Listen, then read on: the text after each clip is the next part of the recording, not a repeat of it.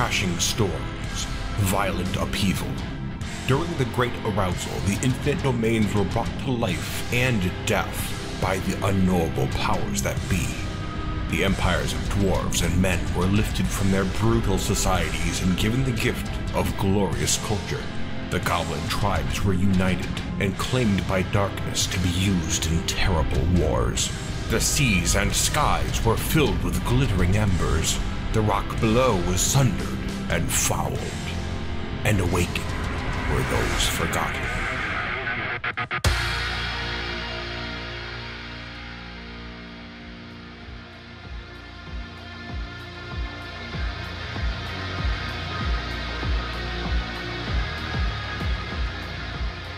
Well, hello you bearded bastards, and welcome back once again to Thestar Saxul, Crimsontrumpets. And we're starting things off interestingly here. Catan Alatharith, one of our silver clubs / shield makers, has been possessed. It's a strange mood. And this dwarf here is a shield maker, which means we're going to get a piece of armor this time. And we're going to be very careful with this artifact too. We're not going to just use any sort of random metal or anything because, like, this dwarf can go grab some nickel bars and we don't want that. What we do want is a very expensive and impressive artifact. So you can see that Catan is grabbing some gold bars right now. That's the first item. This is going to be a gold piece of armor. But other than that, I'm not too sure what they're going to be using. Looks like Catan has grabbed some gabbro blocks. Okay. Well, they need stone blocks next. So, I mean, we could let them use gabbro blocks. That's fine. Or we can make some other blocks. Let's see what we have. Nothing terribly impressive. Bunch of gray stones. You know, I'm not too sure if I could do this, but I wonder if we could take gold nuggets and just turn the raw ore of gold into blocks. I don't know if that'll work. I think we should give that a try instead. So what we're going to do is forbid all of these blocks, including that one that's being hauled right now. And we're also going to go to stone over here, find the gold nuggets, and we're going to unrestrict that. So hopefully we can make blocks out of it now. So we're going to come to our mason's workshop, make some blocks, and yeah, native gold. That's what we'll do. And so back to Catan here, they're just going to go back to their workshop and stop making the artifact. Just sitting in the workshop for now. We got to get those blocks made ASAP. Hopefully it doesn't take too long. Just getting them made now. And yep, looks like Catan's on their way to pick them up. So that did work. Excellent. Hopefully we don't have to make any more. Okay, Catan has brought the bars back and is on their way to grab some... Oh, looks like we have some gems here, some green gems. Once again, we're going to mess around with things. How about some red zircons? Yeah, I like that idea. Let's do red ones. There we go. Easy enough, really. Now, when you get down to it, the ethics behind selecting what items a dwarf uses for their once-in-a-lifetime artifact might seem a little shaky. But, you know, they go into a trance and they take what's available to them. And say we didn't have any green gems in the fortress at all. They would just go for the red ones. In fact, for how important these artifacts are for the dwarf who's making them, it almost seems like they're picking these items completely at random anyways. So yeah, they probably don't care all too much. It's fine, just don't think about it too hard. And with that in mind, we're just gonna keep tweaking this thing as we go and skip ahead a bunch. Don't want to take too much time on this. Good luck to you, Catan.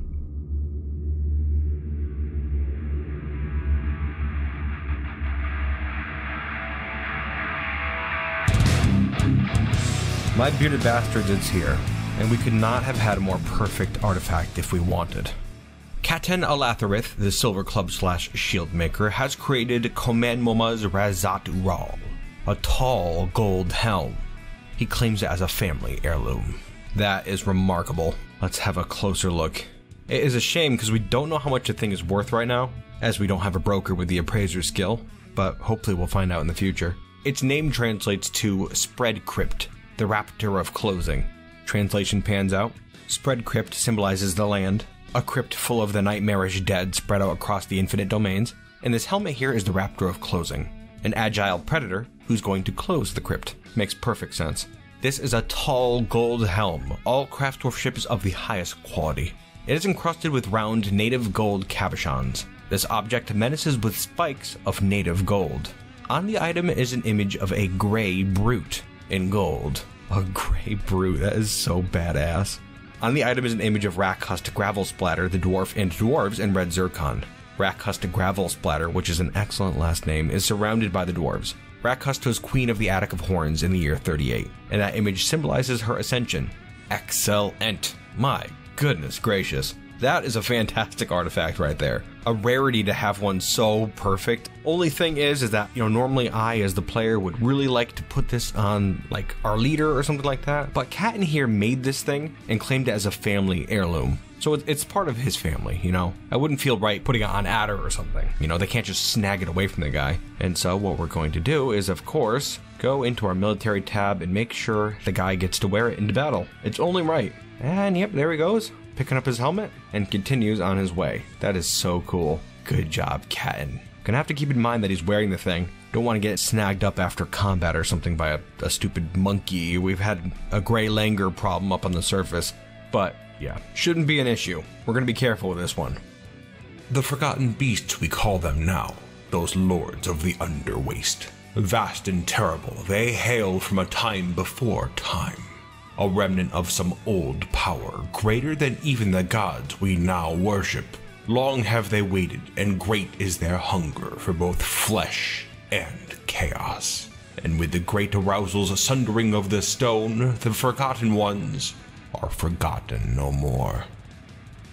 But yes, we're feeling good, so we're moving on now to regular fortress business. Currently, it's the 14th of Obsidian 245 in just our 3rd year still. Kind of surprising. I mean, we're just about to enter our 4th year, but time really is going by slowly. Makes me feel better about our progress. Really, when you get down to it, it appears like we haven't done all too much, but I think we're doing just fine, I'd say so. We have our little bed chambers, our barracks. We have 30 strong and decently equipped warrior dwarves right now, and we're just taking our time. I think it's going to be fine. Having a look downstairs here at our bridge project, our long bridge that leads down to the 3rd cavern layer, we're still working on that. Actually, I think we're just about approaching the end. What I'm going to want to do is take the bridge and just curl it over to the left here, and I think we're going to go down in this lump of stone. If you have a look up here to the north, we really don't have that much area for ballistas or other siege weapons, whatever we're going to do. So what we're going to have to do is make a big, like, hanging structure to put them in. That's going to be a pain in the ass, but it'll be fine. We really have to get down to that 3rd layer.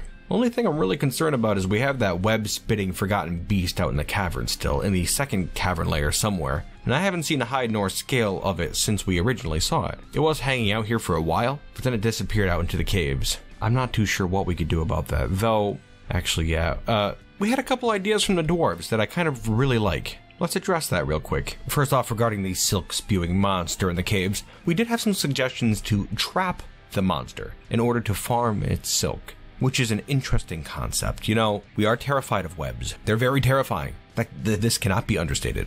So if we trapped the creature, that would leave it alive, not put our dwarves in any trouble whatsoever, and then we'd be able to make use of its silk in order to produce clothing and stuff. That would be excellent, and it'd be an infinite supply of silk. And that'd also be a lot safer than having to go out in the caves and collect spider silk. That's for sure. Though this isn't something we know how to do, so we're going to be figuring that out, which could lead to fun and chaos and lots of blood. Let's hope it doesn't come down to that, but I think that's what we're going to try for. Also, I know there's going to be a certain percentage of dwarves out there who are going to say, "Oh, but I thought this fortress was supposed to fight monsters. Aren't we supposed to be fighting them?" Just relax. We're not suicidal. I know we're supposed to be fighting them. I get this Entirely, okay? but I'm going to tell those dwarves to just cool it, all right? We could make some excellent use out of that silk, and we'll also learn some stuff along the way. That'd be excellent. So that's what we're doing. Complainer dwarves, shut up.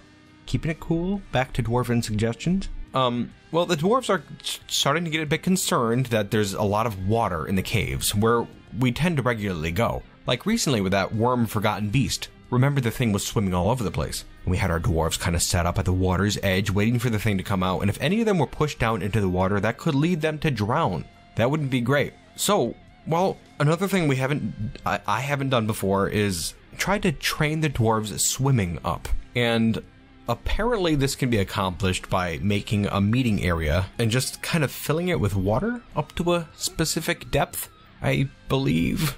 It seems, again, like this could lead to chaos and terror for our dwarves, but I mean, if it works out, we could have a bunch of swimming dwarves, which would potentially save lives, which I like the idea of. I think it'd be worth a shot, certainly. So that's 2 things we're going to do, and those are, 2 things we're going to get started on ASAP as well. Just while we wait for that bridge to finish up downstairs. We actually ran out of blocks, so we have to make some more. It's going to take a while. And so let's get straight to it. Got plenty of things to get to, dwarves. Legends are filled with accounts of those that have seen them, the Forgotten Beasts, though uncountable they are, And for every legend that exists, countless others remain unseen. Imagine, if you would, a world of timeless dark, infinite coldness, the silence of stone. This is a domain controlled by an equally cold and silent master. Ruling through unfeeling might, he is crowned by chaos, the King of Dust. Oh no. Ew. The forgotten beast Isa has come, a gigantic humanoid composed of mud. It has 2 stubby horns and it squirms and fidgets. Beware, it's deadly dust. That's terrible. That's really bad. Really, really bad. Now, much like that last forgotten beast, I am particularly concerned about this one. The thing's made of mud, which makes it sound like it would be fairly insubstantial, but it's not. It's like hardened mud, more like clay, if anything. Not gonna go down quite as easy as that fleshy worm, is what I'm saying. Plus, this one has a deadly dust, which is a big concern. It's pretty much like that gas that we just saw, except it's different. A, it's gonna coat anything it touches with this dust. Anything. That gas you had to inhale, but the dust goes everywhere. B, this dust holds a number of random effects, like that gas. And C, it shoots out in these giant blasts, which kind of shake up your warrior dwarves. Doesn't make it easy to fight, that's for damn sure.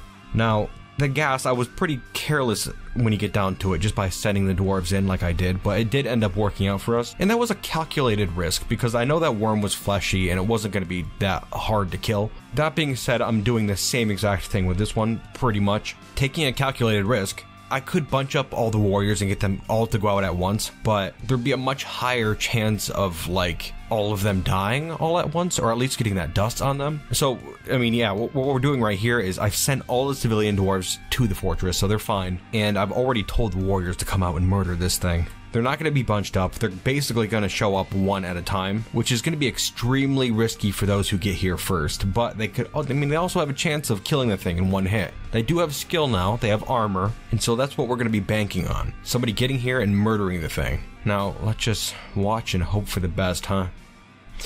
Oh man, just like that damn worm, it's going out into the water again. I really didn't think it would end up going out here at all, but here it is, just wading straight out. That's pretty annoying. So all our warrior dwarves were headed out into the tunnels, and now they're going to turn around. They're going to get all confused. They can't reach the thing out here. What a pain. Might be a good idea to try to drain out these caves at some point, if for no other reason than to try to get these beast attacks to be a bit more predictable, you know? Yeah, I don't like this. I'm not sure where it's headed, though it looks to be trying to make a beeline straight through this water to the fortress, I say as it turns around. Yeah, I don't know what the hell this big bastard's doing. Okay, it appears to be heading through this crevasse here, above the water. Somehow it looks to be just climbing on the walls, shuffling about, but keeping up out of the water. That is a weird technique there, monster. Yeah, I don't know what the hell this stupid thing's doing. Gonna have to play it like that worm, just wait and hope that eventually it comes out of the water and it tries to attack us. Damn thing. Okay, finally. Isa has moved up out of the waterways and looks to be headed towards the fortress, much in the same fashion that worm did, approaching from the same area, actually. Oh, and you know what? I just realized we have a dwarf out here carrying a boulder, even though everyone's supposed to be in the fortress right now. Oh, that's not stellar. You can see all that dust here. It's really hard to say what just happened. I think the dust caused the beast to get flung up into the air, and it looks like the dwarf is running off into the caverns now. That might be a good sign. I'm gonna say that's a good sign. Oh, but they moved back up. This dwarf is playing a very risky game. Get out of here, dwarf. I don't know what this beast is doing. They appeared to be jumping around as that dust was coming out, maybe using gouts of the dust to blast itself up into the air. A strange tactic. Well, regardless, it looks like that dwarf managed to escape, which is great. Actually, that dwarf right there was the nephew of Stormwatcher, so I'm very happy they got away. Now here's just hoping that dust didn't affect him too badly. Yeah, he seems to be at least going as fast as the beast. I can't imagine it'll catch him. The warriors are still on their way. They should be catching up to it shortly. I'm really surprised that civilians survived. That was a very dicey situation. Starting to feel a bit more optimistic after that though, frankly. Just seeing that one civilian come out of it alive is pretty darn good, although, well, now the beast is approaching the water. And if it's blasting dust out all over the place when our warriors are fighting it, that's not gonna be great. At all. Oh no, went down into the water again. You dumb thing. Annoying beast. I just want this to be over with already. Alright, gonna skip ahead a bit again. The quake is his brother, magma his cousin, Volcano vents, his consort. Thundering steps echo through that dead world below, wreaking chaos in the dark. No thinking mind knows of this king of dust. His name is left unpenned and unspoken. An alien mind guides his might, directing him to destroy, to kill, to bring the world back to the silent explosion of chaos. Okay, here we go. We have advanced time a tad, and we have a concern that has popped up. If you look down in this very crowded meeting hall here, you could see a little bit of miasma. This purple stinky stuff here, these clouds. And beneath this little section right here is Kogan, who got a bit dusty, remember? Well, our big problem right now is that, well, it looks like this is a bad dust. It's not a great one, that's for sure. Having a look at his physical description, currently, every inch of skin across his entire body is now rotten, and his upper lip is mangled beyond recognition. So this poor fella has been run through the mill by this dust. Again, it's a bad one. It's a very bad dust, which is a concern, because, I mean, as you saw, he didn't really even fight the beast. He just kind of got stuck in its clouds a couple times. And this isn't a long time after, really. Now, he could still come out of this absolutely fine. It's just going to take our doctors cleaning out his wounds really, really well. Unfortunately, we don't yet have any soap, which is foolish. We should have soap, especially when we're going to be fighting people. We just have to hope that he doesn't die to infection. That's going to be a concern. Now, as for as concerning as that is, it's not nearly as concerning as our problem down here, where you can see our army, a substantial number of the dwarves in our army anyways. Yeah, they're just kind of waiting down here by this water, and if we have a look down in the water, the beast is in the water, and it is heading this way. I believe in the next couple moments it's going to be heading up this ramp here, and just charging straight into that big group of dwarves, who might come out of this a little rotten from the looks of it. Really, I don't know what to do at this point. If I ordered some of them away to go back to the fortress, chances are they wouldn't listen. They're going to see this beast come out of the water and just charge straight for it. So, you know what? I'm going to say let's just bull straight into this whole situation. Like, it's going to be ugly, it's going to be messy, but we're just going to have to clean ourselves up afterwards. Are you ready, dwarves? Best of luck to you. I have ordered the warriors to move away from the water a little bit, but yeah, I doubt they're going to listen. Okay, they appear to be moving away, but they're moving back as soon as they saw the beast, who is spraying dust all over the place. Oh man, that is ugly right there. That is ugly. All of our warriors are covered with this rotting dust right now. Every single one. And I think they pushed it back down into the water. And looking down into the water, we have Katen, the guy who made that artifact, the golden helmet. Could you please get out of the water? Yeah, having a look back up here, the beast it's being slammed pretty hard by the dwarves right now. It's down on the ground. A bunch of our dwarves are terribly wounded. This dust is all over the place. I think the dust is shoving people off the cliff into the water, but I don't really want to check right now. Not much we can do about it anyways. I just hope they kill the thing. Kill the thing. Just get it down. Smash it to pieces, dwarves. Come on. Did they kill it? Did they kill it yet? They killed it. Okay, they killed the beast. Excellent. What we're going to do immediately is take everybody off duty. And now I'm just hoping everybody gets over to the fortress, gets in our little, broken hospital that we have, so that our blood tapers can get right to work excising all this rotten flesh. Oh man, this whole thing is going to be just a giant mess. These dwarves are going to get screwed up. Katen got out of the water, by the way, so he's fine. At least we have that. Ugh. Man, this place is going to stink shortly. Give it a couple days, the smell of rotting dwarf is going to be all through Crimsontrumpets. Substellar. Okay, moving ahead a little bit here and trying to hurry up. We moved the hospital down here out into the caves, just cause, well, as you can see, there's a lot of rotting dwarves as we suspected there would be. Luckily, Aiden, our chief blood taper, is getting straight to work excising all that skin, and we're trying to get some soap made too. I'm hoping this doesn't end up disastrously, but we could end up losing a lot of these dwarves if we don't get them properly cleaned. Time will tell on that. And actually, trying to move quickly here, there's a few things I'd like to show off. Like you can see over here, this big section of cavern floor we've ordered to be channeled away. This here is going to be our bath/meeting area. Of course, it's clouded with dwarf stink currently, but I think it'll be nice in the future if we can get it up and running. We're just going to start filling it with water. I think I know how it works, but, well, time will tell on that. And then down here in the second cavern layer, next to the long bridge we're constructing, you can see the chamber that we're designated for the silk beast that we're intending to capture. Still getting that carved out. Much like that pool, I think I know what we're doing, but I suppose time will tell. Barring catastrophic loss of dwarven life, I think we'll be able to get to both these projects next episode. Still feeling positive. If this is warranted or not, kinda hard to say. Oh, would you look at that?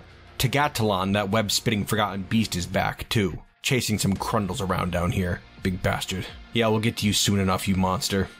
Damn those forgotten beasts. At every moment, we are under threat by this world and those powers who seek to control and destroy.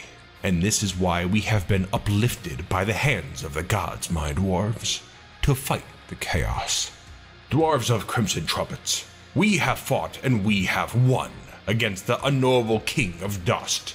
His legend will remain short, but not forgotten.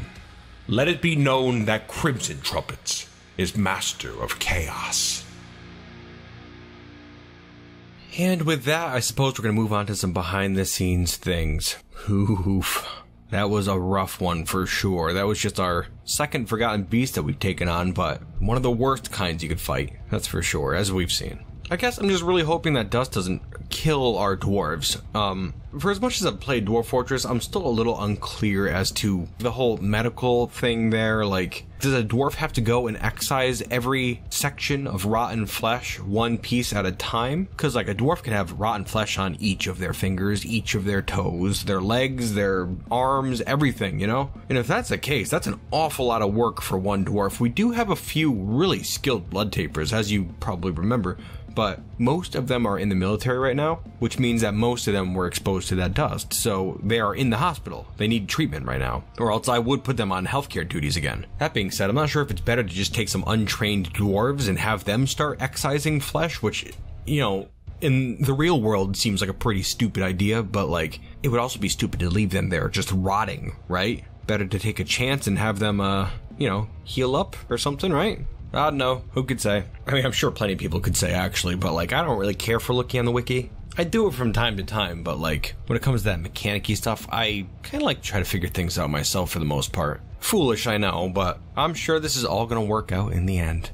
Also, really eager to figure out that whole water system there, the whole pool thing. That's not something I've done before, but I hear it all the time, like, coming out of the community. I think it sounds pretty promising, but I also know the Dwarf Fortress community tends to fib about things, or misunderstand things, or misobserve things, so I don't know. I don't tend to believe things till I see it myself. Also, yeah, ooh, that web thing, that silk generator from that Forgotten Beast. I think I made one a long time ago, but I'm not sure if it was very effective. Eager to figure that out too. I really want to get down to that third cavern layer. That way we can start building our fortress proper. We're almost there too. Just gotta curl that bridge around. Soon enough. Soon enough. Anyways, my bearded bastards, I thank you for watching. I truly do hope you enjoyed yourselves, and I certainly hope to see you next time here in Testar Sakzul, Crimsontrumpets. And until then, you bearded bastards. Oops.